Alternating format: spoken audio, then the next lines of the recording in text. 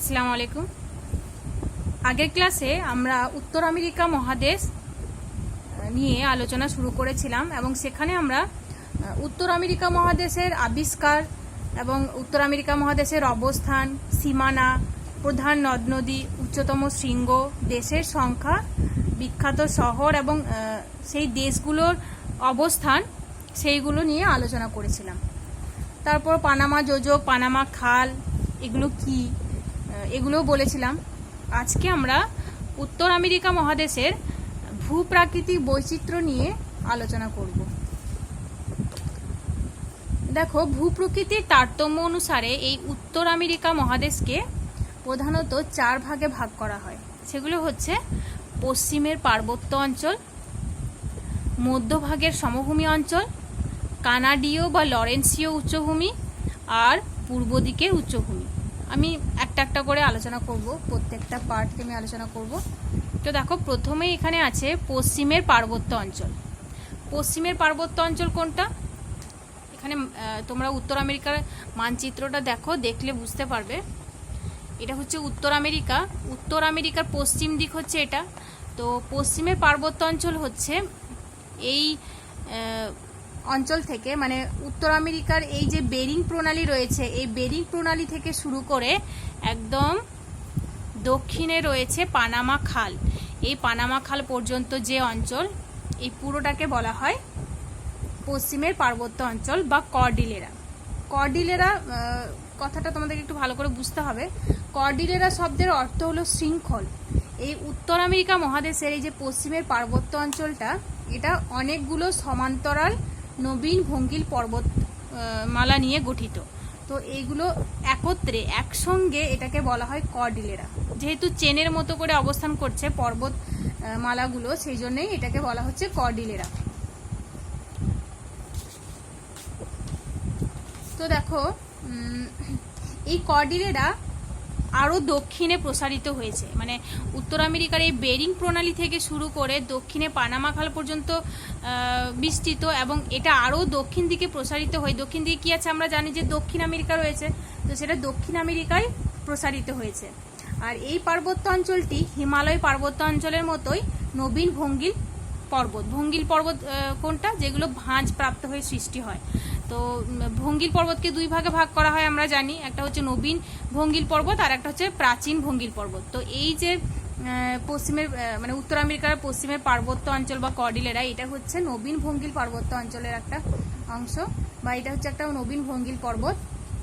প্রশান্ত মহাসাগরীয় পাত এবং উত্তর আমেরিকা মহাদেশীয় পাতের অভিসারী পাত সীমানা বরাবর সংঘর্ষের ফলে এই পার্বত্য অঞ্চলটা সৃষ্টি হয়। এখানে রয়েছে প্রশান্ত মহাসাগর, আমরা জানি।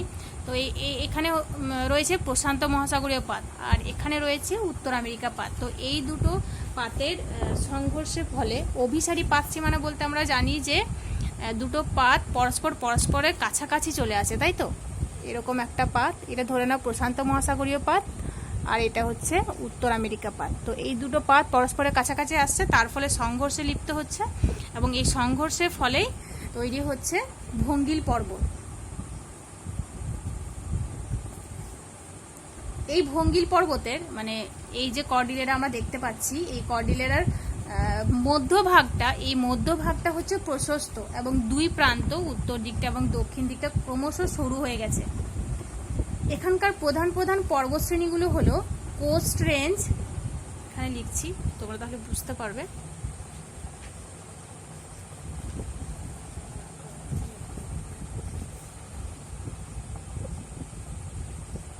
কোস্ট রেঞ্জ, আলাস্কা রেঞ্জ ও ক্রুকস রেঞ্জ।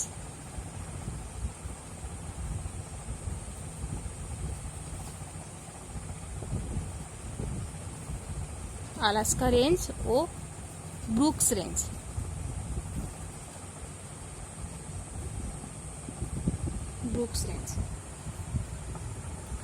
তো এদের মধ্যে আলাস্কা রেঞ্জের মাউন্ট ম্যাককিনলে হচ্ছে এই পার্বত্য অঞ্চলের উচ্চতম পর্বতশৃঙ্গ, এবং এই মাউন্ট ম্যাককিনলে উত্তর আমেরিকা মহাদেশেরও উচ্চতম পর্বতশৃঙ্গ।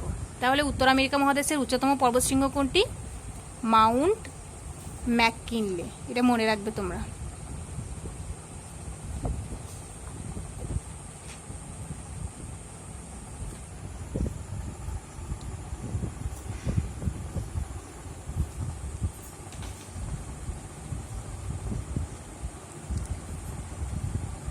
এই পার্বত্য অঞ্চল, এই যে পার্বত্য অঞ্চলের কথা আমি বলছি, এই পার্বত্য অঞ্চল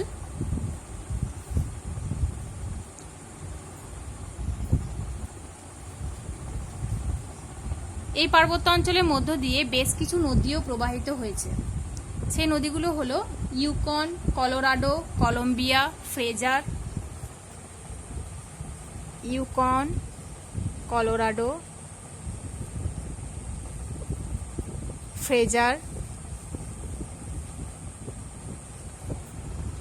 এই অঞ্চলের উপর দিয়ে প্রবাহিত হয়েছে। এই অঞ্চলের উপর দিয়ে, মানে এখানে রয়েছে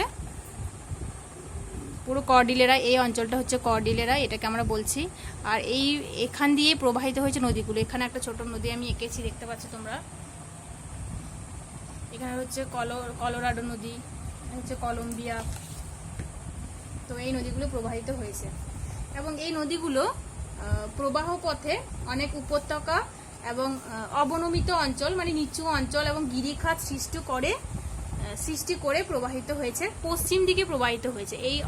মানে এই পার্বত্য অঞ্চল থেকে সৃষ্টি হয়ে এই পশ্চিম দিকে প্রবাহিত হয়েছে এবং পশ্চিম দিকে প্রবাহিত হয়ে প্রশান্ত মহাসাগরে গিয়ে মিলিত হয়েছে।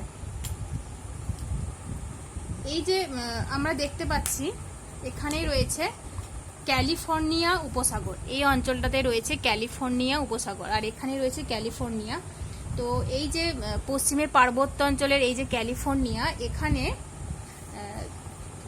মানে এই ক্যালিফোর্নিয়ার দক্ষিণ পূর্ব অংশে একটা উপত্যকা রয়েছে যেটা সমুদ্রপৃষ্ঠ থেকে 90 মিটার নিচে অবস্থান করছে। আর এই অঞ্চলের জলের লবণতা খুব বেশি। এই অঞ্চলের জলের লবণতা এতটাই বেশি যে সেখানে কোনো জীব বেঁচে থাকতে পারে না।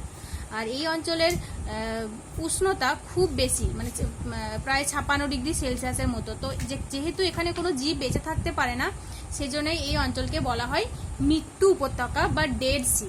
কি বলা হয়? মৃত্যু উপত্যকা বা ডেড সি।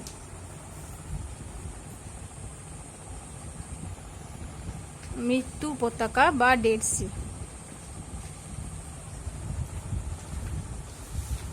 এই উপত্যকা উত্তর আমেরিকার উষ্ণতম স্থান। উষ্ণতা হচ্ছে প্রায় 56 ডিগ্রি সেলসিয়াস এবং এই স্থানটি পশ্চিম গোলার্ধের নিম্নতম স্থান। কোন স্থানটি? এই যে মৃত্যু উপত্যকা যেটাকে বলছি, সেই স্থানটি। তাহলে পশ্চিমের পার্বত্য অঞ্চল আমরা বুঝতে পারলাম। এই অঞ্চলটা হচ্ছে মানে উত্তর আমেরিকার যে পশ্চিম দিকের অংশটা, এই পুরো অংশটাই হচ্ছে পশ্চিমের পার্বত্য অঞ্চল বা কর্ডিলেরা। এখন আমরা মধ্যভাগের সমভূমি সম্পর্কে একটু জানব। এই যে পশ্চিমের পার্বত্য অঞ্চল এবং এই দিকে রয়েছে পূর্বভাগের উচ্চভূমি। তো এই পূর্বভাগের উচ্চভূমি এবং পশ্চিম দিকের যে পার্বত্য অঞ্চল, তার মাঝখানে যে বিশাল সমভূমি অঞ্চল রয়েছে, এই উত্তরে উত্তর সাগর, এই আর্কটিক সাগরটাকেই বলা হচ্ছে উত্তর সাগর, এবং দক্ষিণে রয়েছে আটলান্টিক মহাসাগর, মেক্সিকো উপসাগর। এখানে রয়েছে মেক্সিকো উপসাগর, তোমরা দেখতে পাচ্ছ এখানে লেখা রয়েছে ছোট করে মেক্সিকো উপসাগর। এখানে রয়েছে আর্কটিক সাগর বা উত্তর সাগর এবং মেক্সিকো উপসাগর।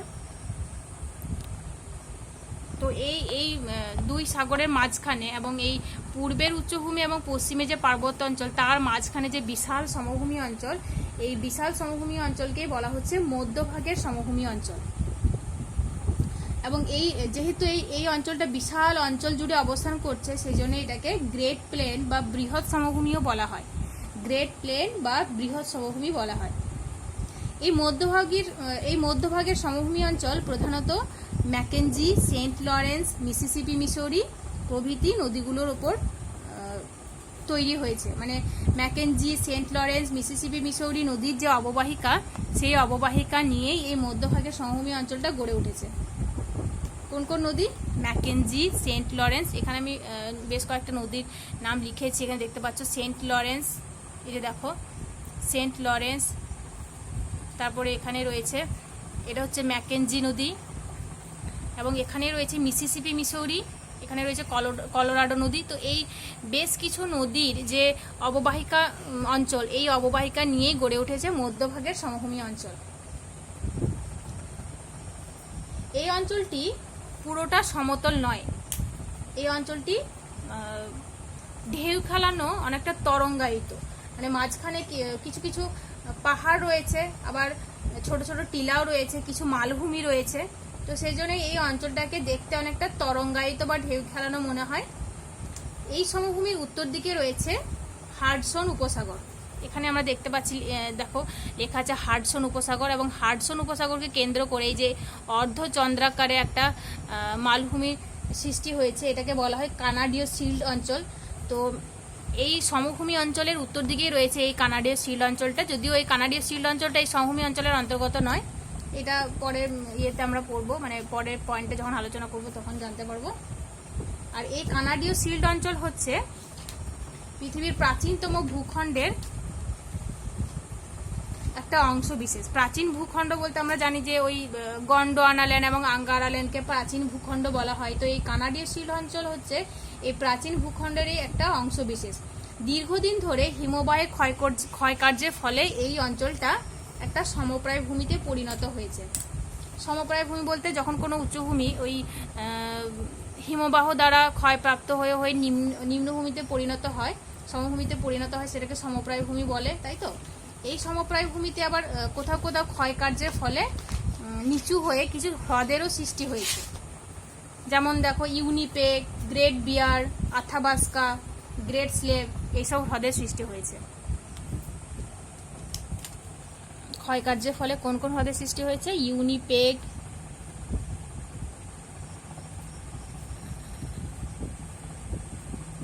আথাবাস্কা,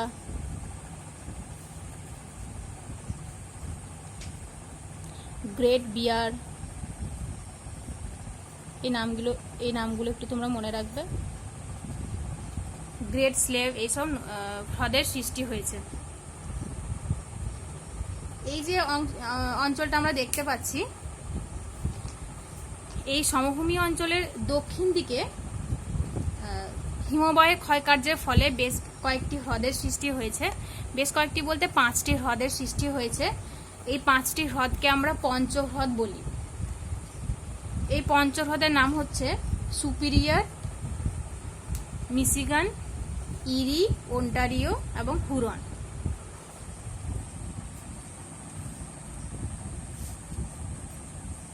সুপিরিয়র, তো হ্রদের নামগুলো একটু আমরা জেনে নিই। সুপিরিয়র,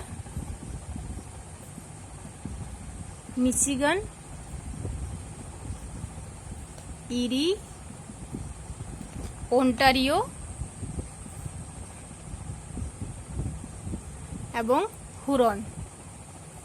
এই 5টা হ্রদকে একসঙ্গে পঞ্চহ্রদ বলা হয়। এদের মধ্যে এই যে সুপিরিয়র হ্রদ হচ্ছে পৃথিবীর বৃহত্তম মিষ্টি জলের হ্রদ। এটা তোমরা মনে রাখবে যে পৃথিবীর বৃহত্তম মিষ্টি জলের হ্রদের নাম কি, তো সেটা হচ্ছে সুপিরিয়র। এবার হ্রদগুলো আমি একটু দেখাই তোমাদেরকে। এই যে দেখতে পাচ্ছ, এই হ্রদগুলো হচ্ছে সুপিরিয়র, মিচিগান, ইরি, ওন্টারিও এবং হুরন। তো ভূমিরূপের বৈচিত্র্য অনুসারে এই বিশাল যে সমভূমিটা আমরা দেখতে পাচ্ছি, এই বিশাল সমভূমি অঞ্চলকে 4টি ভাগে ভাগ করা হয়। একটা হচ্ছে সেন্ট লরেন্স নদীর অববাহিকার সমভূমি, এখানে রয়েছে সেন্ট লরেন্স নদী। তো এই যে নদী অববাহিকা, তো এই নদী অববাহিকাটা হচ্ছে সেন্ট লরেন্স অববাহিকার সমভূমি। পূর্বের যে উচ্চভূমি অঞ্চল রয়েছে, এদিকে রয়েছে পূর্বের উচ্চভূমি, এবং এখানে রয়েছে কানাডীয় শিল্ড অঞ্চল। তো তার মধ্যবর্তী যে অংশ, এই অংশটাকেই বলা হচ্ছে সেন্ট লরেন্স নদীর অববাহিকার সমভূমি। মানে এই যে বিশাল সমভূমিটা, এই বিশাল সমভূমির একটা অংশ হচ্ছে এই সেন্ট লরেন্স নদীর সমভূমি। তারপর হচ্ছে হ্রদ অঞ্চলের সমভূমি। হ্রদ অঞ্চল বলতে এই যে হ্রদ অঞ্চল আমরা দেখতে পাচ্ছি, পঞ্চহ্রদ, সুপিরিয়র, মিচিগান, ইরি, ওন্টারিও এবং হুরন, এই নদীর যে অববাহিকা, এই নদীর অববাহিকাকেই বলা হচ্ছে হ্রদ অঞ্চলের সমভূমি। তারপর আমরা দেখতে পাচ্ছি যে প্রেইরি সমভূমি। প্রেইরি সমভূমি হচ্ছে এই যে পশ্চিমে পার্বত্য অঞ্চল এবং এই যে পূর্বের উচ্চভূমি, তার মাঝখানে যে এই বিশাল বিস্তীর্ণ যে ভূভাগ, এই অঞ্চলটাতে মূলত তৃণভূমির সৃষ্টি হয়েছে, মানে বিশাল বড় বড় তৃণভূমির সৃষ্টি হয়েছে, তাই এই অঞ্চলটাকে বলা হয় প্রেইরি তৃণভূমি অঞ্চল, বা এটাকে প্রেইরি সমভূমিও বলা হয়। তারপর 4 নম্বর হচ্ছে মিসিসিপি মিসৌরি অববাহিকার সমভূমি। এখানে মিসিসিপি মিসৌরি নদী হচ্ছে এই যে দেখতে পাচ্ছি, এটা হচ্ছে মিসিসিপি নদী, এটা হচ্ছে মিসৌরি নদী। তো এই মিসিসিপি মিসৌরি নদী অববাহিকা, এই অঞ্চলটা হচ্ছে মিসিসিপি মিসৌরি অববাহিকার সমভূমি। তাহলে এই যে বিস্তীর্ণ যে সমভূমি অঞ্চলটা, বিশাল সমভূমি অঞ্চলটাকে 4 ভাগে ভাগ করা হচ্ছে। এটা হচ্ছে একটা অঞ্চল যার নাম হচ্ছে সেন্ট লরেন্স নদীর অববাহিকা। তারপর হচ্ছে হ্রদ অঞ্চলের সমভূমি, এটা হচ্ছে হ্রদ অঞ্চল। এই হ্রদ অঞ্চলের সমভূমি হচ্ছে এই অঞ্চলটাকে বলতে পারি আমরা। তারপর 3 নম্বর হচ্ছে প্রেইরি সমভূমি। প্রেইরি সমভূমি হচ্ছে এই অঞ্চলটা। আর মিসিসিপি মিসৌরি অববাহিকার সমভূমি হচ্ছে এই অঞ্চলটা। ঠিক আছে, এরপর দেখো 4 নম্বর না, মধ্যভাগের সমভূমি আলোচনা করা হলো, মানে পশ্চিমের পার্বত্যাঞ্চল আলোচনা করলাম, মধ্যভাগের সমভূমি আলোচনা করলাম। এরপর হচ্ছে কানাডীয় বা লরেন্সীয় উচ্চভূমি। তো কানাডীয় বা লরেন্সীয় উচ্চভূমি কোনটা? এর আগে আমরা বললাম যে কানাডীয় শিল্ড অঞ্চল হচ্ছে এই অঞ্চলটা, এই যে হাডসন উপসাগরকে কেন্দ্র করে অর্ধচন্দ্রাকারে যে অঞ্চলটা তৈরি হয়েছে, এই যে অঞ্চলটা, এই পুরো অঞ্চলটা হচ্ছে কানাডীয় শিল্ড অঞ্চল। এই অঞ্চলটাই প্রাচীন যে ভূখণ্ড গন্ডোয়ানাল্যান্ড এবং আঙ্গারাল্যান্ডের একটা অংশ বিশেষ। এই অঞ্চলটাকে কানাডীয় শিল্ডও বলা হয় এবং এটাকে লরেন্সীয় উচ্চভূমিও বলা হয়। তো বহু বছর ধরে এই অঞ্চলটা ক্ষয়প্রাপ্ত হয়ে এই উচ্চভূমিটা মালভূমির আকার ধারণ করেছে, নিম্ন মালভূমির আকার ধারণ করেছে। এই যে অঞ্চলটা দেখতে পাচ্ছি আমরা, কানাডীয় উচ্চভূমি বা মানে লরেন্সীয় উচ্চভূমি বলা হয়, কানাডীয় শিল্ড অঞ্চলও বলা হয় এই অঞ্চলটাকে। তো এটা হয়ে গেল আমাদের। এরপর আমরা আলোচনা করব, দেখো পূর্ব দিকের উচ্চভূমি। উত্তর আমেরিকা মহাদেশের পূর্ব দিক কোনটা? এটা পূর্ব দিক, তাই তো? এই যে পূর্ব দিকের যে অংশটা, এই অঞ্চলটা পুরোটাই হচ্ছে পূর্ব দিকের উচ্চভূমি। উত্তরে যে ল্যাব্রাডার উপসাগর রয়েছে, এই ল্যাব্রাডার সাগর থেকে একদম দক্ষিণ দিকে রয়েছে তোমার আলাবামা অঞ্চল। তো এই ল্যাব্রাডার সাগর থেকে দক্ষিণে যে আলাবামা অঞ্চল রয়েছে, সেই পুরো অঞ্চলটা হচ্ছে পূর্ব দিকের উচ্চভূমি। এই পূর্ব দিকের উচ্চভূমিটাকে, মানে সমগ্র পূর্বের উচ্চভূমিটাকে তিনটি ভাগে ভাগ করা হয়, মানে 3টি উচ্চভূমি নিয়ে এই অঞ্চলটা গঠিত। 3টি উচ্চভূমি কি কি? একটা হচ্ছে উত্তরের ল্যাব্রাডার মালভূমি, এই যে ল্যাব্রাডার সাগর বললাম, এই ল্যাব্রাডার সাগরের কাছাকাছি যে অঞ্চলটা, এই অঞ্চলটা হচ্ছে ল্যাব্রাডার মালভূমি। তারপর হচ্ছে এই যে মধ্যভাগের এই অঞ্চলটা হচ্ছে নিউ ইংল্যান্ড উচ্চভূমি। মধ্যভাগের এই অঞ্চলটাকে বলা হচ্ছে নিউ ইংল্যান্ড উচ্চভূমি। এবং সবার দক্ষিণে রয়েছে, এখানে রয়েছে আপালেশিয়ান পর্বত, এই অঞ্চলটাতে রয়েছে আপালেশিয়ান পর্বত। তো এই সবার দক্ষিণে যে অংশটা, এটাকে বলা হয় আপালেশিয়ান পার্বত্য অঞ্চল। তাহলে 3 ভাগে ভাগ করা হচ্ছে কি কি? একটা হচ্ছে উত্তরে ল্যাব্রাডার মালভূমি, এখানে হচ্ছে ল্যাব্রাডার মালভূমি, মধ্যভাগে নিউ ইংল্যান্ড উচ্চভূমি এবং দক্ষিণে এখানে রয়েছে আপালেশিয়ান পার্বত্য অঞ্চল। এই আপালেশিয়ান পার্বত্য অঞ্চলটি প্রকৃতপক্ষে একটা প্রাচীন ভঙ্গিল পর্বত। ওই যে বললাম এই অঞ্চলটা হচ্ছে নবীন ভঙ্গিল পর্বত, ঠিক এই অঞ্চলটা হচ্ছে প্রাচীন ভঙ্গিল পর্বত। তো দীর্ঘদিন ধরে ক্ষয়প্রাপ্ত হয়ে এই ভঙ্গিল পর্বতটি বর্তমানে একটি উচ্চভূমিতে পরিণত হয়েছে। এটা আগে পার্বত্য অঞ্চল ছিল, এটা ক্ষয়প্রাপ্ত হয়ে হয়ে উচ্চভূমিতে পরিণত হয়েছে। এই পার্বত্য অঞ্চলের বেশিরভাগ স্থানই 200 মিটারের কম উঁচু, যেহেতু ক্ষয়প্রাপ্ত হয়ে গেছে তাই 200 মিটার নয়, 2000 মিটারের কম উঁচু। আপালেশিয়ানের ব্লু রিজ পর্বতের মাউন্ট মিশেল হচ্ছে এই উচ্চভূমি অঞ্চলের সর্বোচ্চ শৃঙ্গ। মানে এই আপালেশিয়ান পার্বত্য অঞ্চল বা পূর্বের যে উচ্চভূমি, তার সর্বোচ্চ শৃঙ্গ হচ্ছে ব্লু রিজ, আপালেশিয়ানের ব্লু রিজ পর্বতের মাউন্ট মিশেল। এটাও মনে রাখবে তোমরা, মাউন্ট মিশেল। এটা কোন পর্বতের অংশ? ব্লু রিজ পর্বতের, আপালেশিয়ানের ব্লু রিজ পর্বতের মাউন্ট মিশেল। এই অঞ্চলের উপর দিয়েই ওই সেন্ট লরেন্স নদীর অববাহিকা, মানে সেন্ট লরেন্স যে নদীর অববাহিকা, তো সেন্ট লরেন্স অববাহিকা এবং সেন্ট লরেন্সীয় মালভূমিকে পৃথক করেছে এই আপালেশিয়ান পার্বত্য অঞ্চল। মানে এই আপালেশিয়ান পার্বত্য অঞ্চলটায় মানে সেন্ট লরেন্স নদীর অববাহিকাকে এবং লরেন্সীয় মালভূমিকে পৃথক করেছে। এখন আমরা উত্তর আমেরিকা মহাদেশের প্রধান কয়েকটি নদ নদীর কথা জানব। দেখো, প্রথমে আমি লিখেছি সেন্ট লরেন্স, তারপর হচ্ছে মিসিসিপি মিসৌরি, তারপর কলোরাডো, তারপর ম্যাকেঞ্জি এবং তারপর কলম্বিয়া। তো সেন্ট লরেন্স নদীটা কোথায় অবস্থিত? সেন্ট লরেন্স নদীটা উৎস হচ্ছে ওন্টারিও হ্রদ। এই ম্যাপটাই আমরা আগে দেখি, তাহলে বুঝতে পারবো। এই যে দেখতে পাচ্ছি আমরা ওন্টারিও হ্রদ এখানে অবস্থিত। তো এই সেন্ট লরেন্স নদী, এখানে ছোট্ট করে লিখেছি আমি সেন্ট লরেন্স। তো এই সেন্ট লরেন্স নদীটি এই ওন্টারিও হ্রদ থেকে সৃষ্টি হয়েছে, মানে এর উৎস হচ্ছে, সেন্ট লরেন্স নদীর উৎস হচ্ছে এই ওন্টারিও হ্রদ, এবং এই ওন্টারিও হ্রদ থেকে সৃষ্টি হয়ে এটি আটলান্টিক মহাসাগরে মিশেছে। এখানে রয়েছে আটলান্টিক মহাসাগর, তো আটলান্টিক মহাসাগরে মিশেছে। এই সেন্ট লরেন্স নদীর কয়েকটি উপনদীর নাম হচ্ছে অটোয়া এবং সেন্ট মুরসি। নামটা মনে রাখবে, অটোয়া এবং সেন্ট মুরসি। অটোয়া এবং সেন্ট মুরসি। পরিবহনের জন্য এই নদী খুবই গুরুত্বপূর্ণ, ব্যবসা বাণিজ্যের জন্য। এবং এই নদীর ওপরেই, এই সেন্ট লরেন্স নদীর ওপরেই পৃথিবীর বিখ্যাত জলপ্রপাত নায়াগ্রা জলপ্রপাত সৃষ্টি হয়েছে। এটা হচ্ছে এই নদীর বিশেষ বৈশিষ্ট্য, এটা তোমরা মনে রাখবে। তারপরে নদী হচ্ছে দেখো মিসিসিপি মিসৌরি। মিসিসিপি মিসৌরি কোথায় দেখো, এখানে আমি লিখেছি মিসিসিপি। এই নদীটা হচ্ছে মিসিসিপি, এবং এই যে নদীটা আমরা দেখতে পাচ্ছি এটা হচ্ছে মিসৌরি। তো এই দুটো নদী মিলে তৈরি হয়েছে মিসিসিপি মিসৌরি নদী। এই নদীটি সুপিরিয়র হ্রদের পশ্চিমের পর্বত থেকে সৃষ্টি হয়েছে। এখানে রয়েছে সুপিরিয়র হ্রদের পশ্চিমের পর্বত, তো সেখান থেকে তৈরি হয়েছে, সৃষ্টি হয়েছে। এবং এই নদীটি মেক্সিকো উপসাগরে গিয়ে মিলিত হয়েছে। এখানে দেখো দেখতে পাচ্ছি আমরা মেক্সিকো উপসাগর এখানে রয়েছে, তো মেক্সিকো উপসাগরে গিয়ে পতিত হচ্ছে। এই নদীর কয়েকটি উপনদীর নাম হচ্ছে মিসৌরি এবং আরকানসাস এবং রেড। এই মিসিসিপি মিসৌরি নদী হচ্ছে উত্তর আমেরিকার দীর্ঘতম নদী। এরপর আমরা দেখতে পাচ্ছি কলোরাডো নদী। কলোরাডো নদী কোথায়, এখানে এই দেখো, পশ্চিমে পার্বত্য অঞ্চলে এই কলোরাডো নদীর সৃষ্টি হয়েছে, রকি পার্বত্য অঞ্চল থেকে। এই নদীর দৈর্ঘ্য হচ্ছে 2300 কিলোমিটার, এবং রকি পার্বত্য অঞ্চল থেকে সৃষ্টি হয়ে এই নদীটি ক্যালিফোর্নিয়া উপসাগরে পতিত হচ্ছে। এখানে রয়েছে ক্যালিফোর্নিয়া উপসাগর। এই যে উপসাগরটা, এটাকে বলা হয় ক্যালিফোর্নিয়া উপসাগর। তো এই ক্যালিফোর্নিয়া উপসাগরে পতিত হচ্ছে।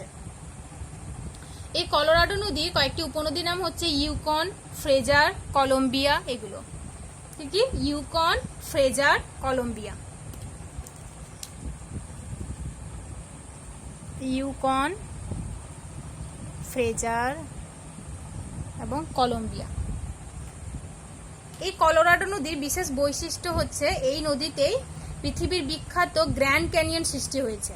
গ্র্যান্ড ক্যানিয়ন কি? গ্র্যান্ড ক্যানিয়ন হচ্ছে এই নদীটি যেহেতু মানে অনেকটা দীর্ঘ পথ ধরে, দেখতে পাচ্ছ তোমরা 2300 কিমি পথ অতিক্রম করে চলেছে। তো 2300 কিমি পথ গিয়ে তারপরে ক্যালিফোর্নিয়া উপসাগরে মিলিত হচ্ছে, পতিত হচ্ছে। তো যাই হোক, সুদীর্ঘ পথটা হচ্ছে মরুভূমি অঞ্চল, মানে মরুভূমি অঞ্চলের উপর দিয়ে প্রবাহিত হচ্ছে। তো সাধারণত কি হয়, মরু অঞ্চলের উপর দিয়ে যদি নদী প্রবাহিত হয় তাহলে নদীর নিম্নক্ষয় বেশি হয় পার্শ্বক্ষয়ের তুলনায়। যেহেতু নদীটা শুষ্ক থাকে, কম জল থাকে, তো সেই জন্য পার্শ্বক্ষয়ের তুলনায় নিম্নক্ষয় বেশি হয়, এবং সেই জন্যই এই নদী উপত্যকা খুব গভীর হয়। তো তাই এই কলোরাডো নদীতেই গ্র্যান্ড ক্যানিয়ন, মানে এই শুষ্ক অঞ্চলের গিরিখাতকেই কি বলা হয়, গ্র্যান্ড ক্যানিয়ন বলা হয়, তাই তো।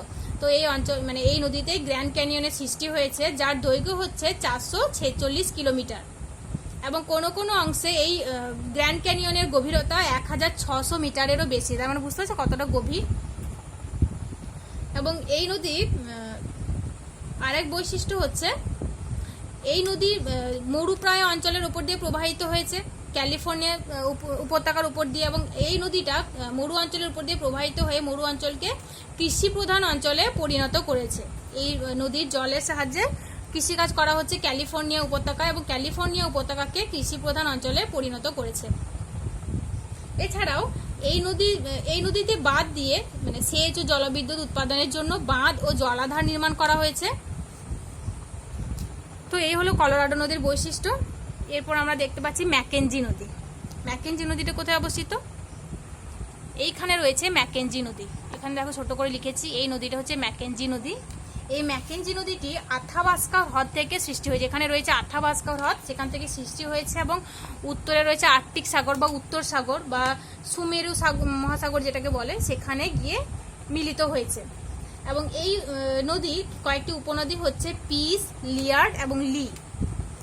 পিস, লিয়ার্ড এবং লি।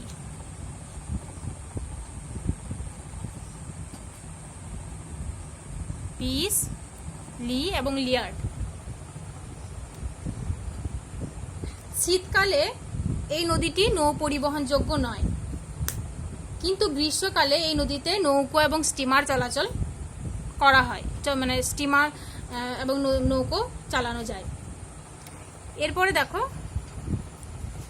উত্তর আমেরিকার বিখ্যাত আরেকটি নদী হচ্ছে কলম্বিয়া। কলম্বিয়া নদীর এখানে আমরা দেখতে পাচ্ছি, এই দেখো এই কলম্বিয়া নদীটাও পশ্চিমের পার্বত্য অঞ্চলে সৃষ্টি হয়েছে, সেলকিক পর্বত থেকে সৃষ্টি হয়েছে এবং এটি প্রশান্ত মহাসাগরে গিয়ে মিশেছে। মানে এর উৎস হচ্ছে সেলকিক পর্বত এবং মোহনা হচ্ছে প্রশান্ত মহাসাগর। এই নদীর কয়েকটি উপনদী হচ্ছে স্নেক, স্পোকেন, এগুলো কি স্নেক এবং স্পোকেন। এই নদীতে সেচ এবং জলবিদ্যুৎ উৎপাদনের জন্য এবং বন্যা নিয়ন্ত্রণের জন্য বেশ কিছু বাঁধ এবং জলাধার নির্মাণ করা হয়েছে। তার মানে ওই বাঁধ এবং জলাধার থেকে জলবিদ্যুৎ পাওয়া যায়, সেচ কাজের দ্বারা কৃষিকাজ করা হয় এবং বন্যাও নিয়ন্ত্রণ করা হয়। তো এই হলো উত্তর আমেরিকার প্রধান প্রধান নদ নদী, উত্তর আমেরিকার ভূপ্রকৃতিও হয়ে গেল। নেক্সট ক্লাসে আমরা ইনশাল্লাহ উত্তর আমেরিকার জলবায়ু, স্বাভাবিক উদ্ভিদ এবং শিল্পটা, স্বাভাবিক উদ্ভিদের পরে আছে হ্রদ অঞ্চল, যদি টাইম থাকে তো হ্রদ অঞ্চলটা নিয়েও আলোচনা করব। তার আগে একটা কথা আমি বলে নিই, এই উত্তর আমেরিকার প্রধান নদী হচ্ছে মিসিসিপি, মিসৌরি, এবং এটা হচ্ছে উত্তর আমেরিকার দীর্ঘতম নদী। এবং এগুলো মনে রাখবে, এগুলো হচ্ছে ইম্পর্টেন্ট পয়েন্ট। তারপর এই যে কলোরাডো নদীতে গ্র্যান্ড ক্যানিয়ন সৃষ্টি হয়েছে, এটা মনে রাখবে। তারপর ওই যে পঞ্চ হ্রদের কথা বললাম, সুপিরিয়র, মিচিগান, ইরি, অন্টারিও, হুরন। তারপর শীতকালে নৌ চলাচল হচ্ছে না ম্যাকেঞ্জি নদীতে, কারণ শীতকালে কি হয়, এই অঞ্চলে বরফ জমে যায়, যেহেতু এটা দেখো মানে অনেক উচ্চ অক্ষাংশে অবস্থান করছে নদীটা, সেই জন্যে এই অঞ্চলে শীতকালে নৌ পরিবহন যোগ্য নয়। আর একটা নদী আছে টেনেসি নদী। এই টেনেসি নদীর উপরে বিশ্বের বৃহত্তম নদী উপত্যকা পরিকল্পনা গড়ে উঠেছে। যেমন ভারতের রয়েছে ডিভিসি, দামোদর ভ্যালি কর্পোরেশন, ঠিক এরকমই টেনেসি নদীর উপরে বিশ্বের বৃহত্তম নদী উপত্যকা পরিকল্পনা গড়ে উঠেছে। তো যে আজকে যেটুকু আলোচনা করলাম আমরা, সেটা তোমরা ভালো করে টেক্সট বই থেকে পড়ো, ছোট ছোট অনেক শর্ট কোশ্চেন হবে এই চ্যাপ্টারটা থেকে। তো সবাই তোমরা এই ভিডিওগুলো দেখো, আর ভালো করে ভিডিওটা দেখার পরে টেক্সট বইটা তোমরা ভালো করে পড়বে। বুঝতে না পারলে আমার সঙ্গে কন্ট্যাক্ট করবে। আসসালামু আলাইকুম।